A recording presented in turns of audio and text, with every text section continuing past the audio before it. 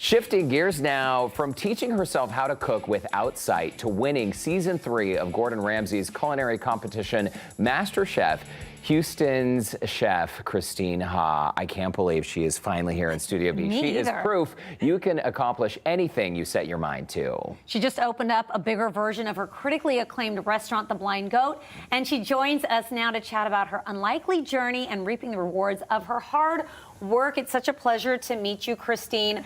I have to ask you, I mean, cooking without your sight or recreating your mom's Vietnamese recipes, what's the bigger challenge? Oh, it's I grew up definitely with Indian parents. both. It's like there are no recipes. It's very hard to recreate. Yeah, well, I mean, unfortunately, my mom's not around anymore, so I don't have that critical judge of an Asian mom like hovering over saying I didn't make the beef noodle soup correctly or whatever. But teaching myself how to cook again without sight was definitely a challenge, and I would say it took many, many years to get back to the level that I was before when I could see. And then, of course, now I feel like I'm an even better cook because I've had more experience and just learning how flavors play into, even though you lose your sight, your other senses kind of become much more in tune with whatever you're doing. So now I notice a lot of different things in the kitchen, like sound and taste and smell. It's incredible, your story, Christine. Your mom, by the way, passed away when you were just 14 years old. I can only imagine how difficult that must have been. Your book that you later wrote is dedicated to your wonderful late mother. And we're seeing some photos right now on our screen of some family life and your history. Your story is truly remarkable. In 2012, you really sort of made a splash on the national stage because you competed in Gordon Ramsay's cooking show, MasterChef.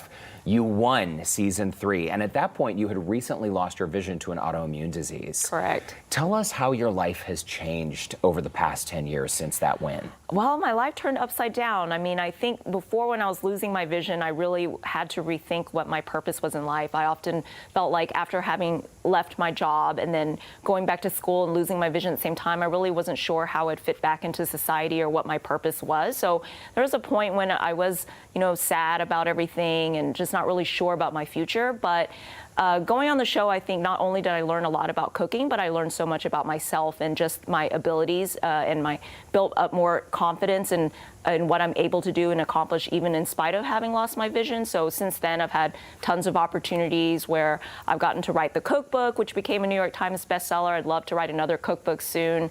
And then, of course, eventually opened restaurants in Houston, the first one being The Blind Goat, but now we've opened a bigger, better version in Spring Branch that just opened. So we're still kind of in our soft opening, but we're able to accommodate some walk-ins now, but reservations are encouraged because we are quite busy. And then, of course, I've got Xin Chao, my other modern Vietnamese restaurant, which currently myself and my co-executive chef there, Tony Nguyen, we're right now semi-finalists for Outstanding Chef in America by James Beard. So that's exciting too. Wow. It's so inspiring. I don't even think inspiring is a strong enough word for how I feel when I talk to you. I think before we even began, you were talking about snowboarding. You learned how to snowboard after losing your vision. I mean, how does that sort of play into everything that you've learned about yourself throughout this journey? Growing up, I think I was always a fearful child. I was an only child, very timid. And then something kind of funny happened after I lost my vision is I always joke that I say when you can't see how steep the mountain is and you're less afraid. Oh. But my husband loves to snowboard, and I'm kind of more a beach gal. But I was like, well, I want to be able to find something in common. So I was like, okay, I looked out there for some adaptability programs that do teach people with various disabilities how to do different snow activities. So I was like, okay, I'm just going to sign up and pick up snowboarding, and there you go. I mean, it's not easy to snowboard, but it is, I want to say, slightly easier when you can't see because you just learn to trust the feel of the slope of the mountain. And we're seeing video of your time on the mountain. You're doing such a great job. And if there is, if you need more proof that Christine is fearless, here you go. So I've told you this story before, Christine. When Brandon and I lived downtown, we lived above Bravery Chef Hall, and we would go to the Blind Goat all the time. And I sort of became obsessed with the menu there, but also the first time I ever saw you out in public was at an event at Sawyer Yards, and I was like, Brandon, there she is. I don't normally get starstruck, Christine, but I was so starstruck. And I just have to tell you personally that you have been such an inspiration to us and our family. And I would love to see you do the next cookbook, but right now it seems like you don't have much time. Yeah, it's been quite busy because I've got a third concept about to open up called Stuffed Belly, which is totally switching gears, not doing Vietnamese food, but I want to do a lot of classic American sandwiches that I loved while I was growing up and doing my own fun twists on them. So that's about to open up, so quite busy. I was talking to you about Gordon Ramsay. He had tried your apple pie, which was one of the competitions when you were on Top Chef, and you said that you MasterChef, and you had reincorporated that into your restaurant with a little bit of a twist. Yes, yeah. So the apple pie is probably my most famous scene from my season, where it was really a time of like self-doubt, because baking is very difficult for someone who's visually impaired. You know, you don't know what it looks like in the oven. You can't taste it in the middle of cooking. So I pulled the pie out. I had to serve it up, and I remember when Gordon asked me like, "Oh, Christine, what do you think this pie looks like?" I was like, "I think it looks like a pile of rubbish," because, you know, he's from the UK, so immediately, instead of cursing, that was the word that came to mind, so it could be PG. And then he tasted it, and it was good, and I actually did really well during that challenge. And so in my Vietnamese restaurants, because I knew people would want to taste this traditional American pie, but I actually decided to take it into the Vietnamese restaurant and do a little bit of Vietnamese twist to it. So swapped out some of the traditional American pie spices and then put in things like star anise, ginger, lemongrass, so the warm Vietnamese spices. And then instead of doing a salted caramel on top, we do a fish sauce caramel. Ooh. Wow. Wait, fish sauce caramel, Christine? Yes. That is not something that we have every day, right? No. It's not. Okay, I can't wait to try that. Circling back just to your family and personal life, and just to mention your mom once again, what do you think she would make of all your success today? I think she would be proud, but I think she would still give me some pointers, like, you could do this a little bit better.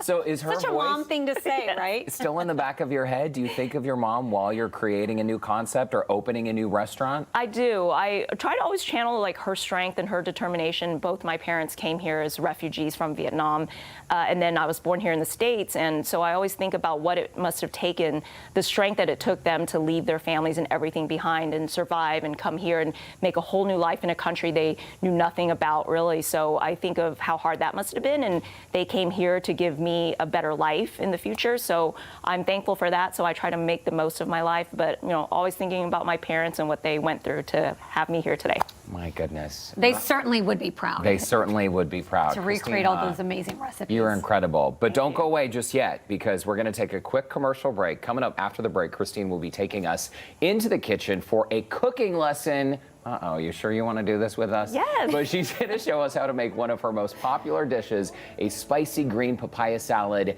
You can make it home. Houston Life will be right back. Welcome back to Houston Life. We've moved to the kitchen with Christine Ha, executive chef at The Blind Goat, a modern Vietnamese eatery in Spring Branch. So excited. And the restaurant is so good, you have to add it to your list. So Christine is going to show us how to make one of the most popular dishes on this menu. And this, Christine, is an updated version of your winning first course from MasterChef Season 3 finale. So That's great, right. The Great Green Papaya Salad? Yeah, it's called the Great Green Papaya Salad. So on the show, I did kind of a fancier version with crab and such, but here at The Blind Goat, I want to really showcase street food of Vietnam. So this is kind of more of like an authentic version of what you might find on the streets of Ho Chi Minh City or something like that. So you take green papaya, which is young papaya. Usually you eat this for the crunch and the crisp of it, not so much like the flavor. But over there, I have like a Thai-style shredder.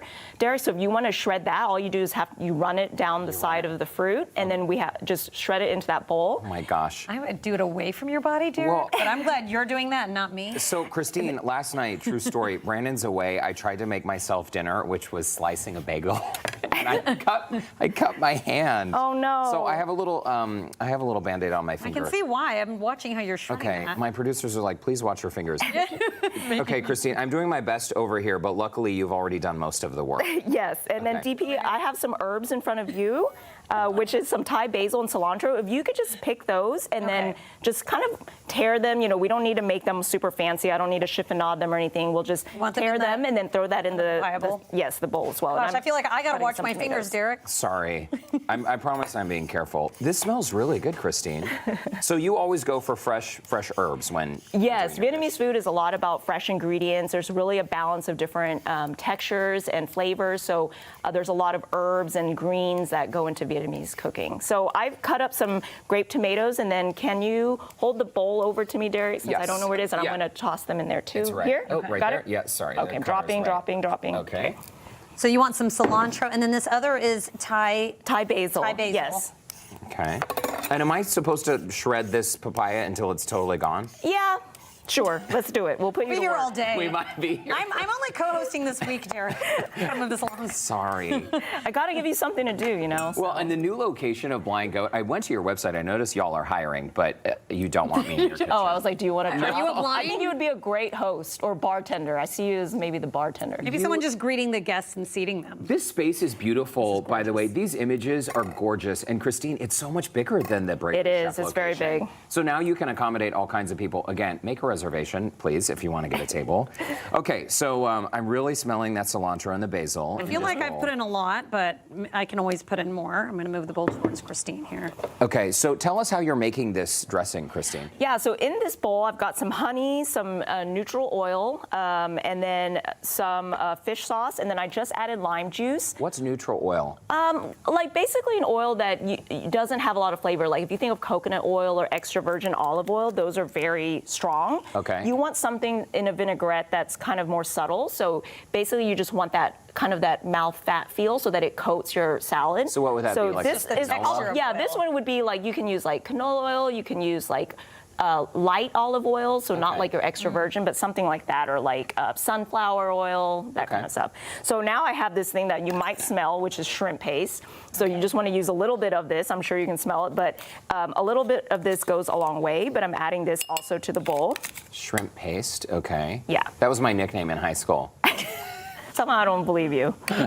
It wasn't really, but it would be a good one, huh? Shrimp paste. I don't know. I could think of some better nicknames, but So I'm whisking this all together, and then I'm going to cut up a chili pepper and then whisk more, and then we're going to toss the salad together. So Okay. I believe I have a chili pepper Chili here. pepper right there. Yes. And is the chili pepper just sort of to taste? So if someone doesn't like a lot of spice, they can They can reduce totally omit this, yes. it? Okay. And some people like a lot of spice, so then you would want to use more. what But sort of chili do you like to use best? this one is like a Thai style or chili pepper. So this one, because this is like Southeast Asian flavors, we're using like a Thai red chili pepper. Now, can you cut it and then take out the seeds if you want to have the flavor but not the spice? You can. You can take out the Okay. seeds and usually the ribs that are inside the pepper. That is usually what adds to the spice. So I'm All adding right, some we of that. are tight on time, so fight to the finish Okay, here. here, I'm whisking this. Okay. DP, I'm going to hand this to you. You Okay. can dump that in. Okay, just dumping it in. Yep.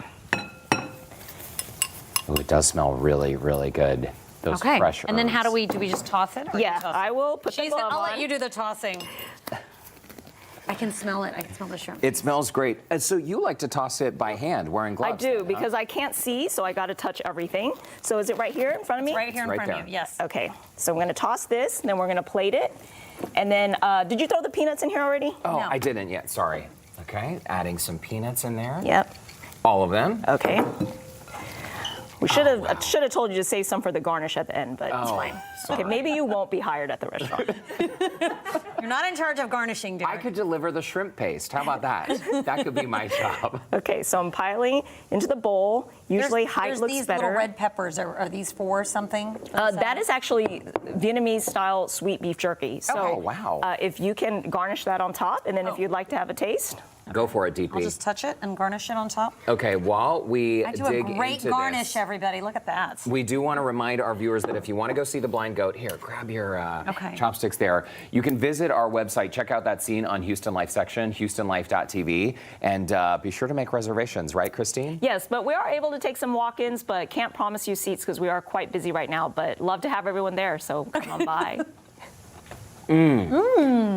Oh my gosh, I That's see it. delicious. It's one of the most popular. Christine Hopp, you are amazing. Thank you. Coming up on Houston Life, thank you. Let's be real, life can be challenging. There's work, family, but you need to take that next step and head back to school. Next, a new option to head back to college. It takes the whole you into consideration and helps make it all possible.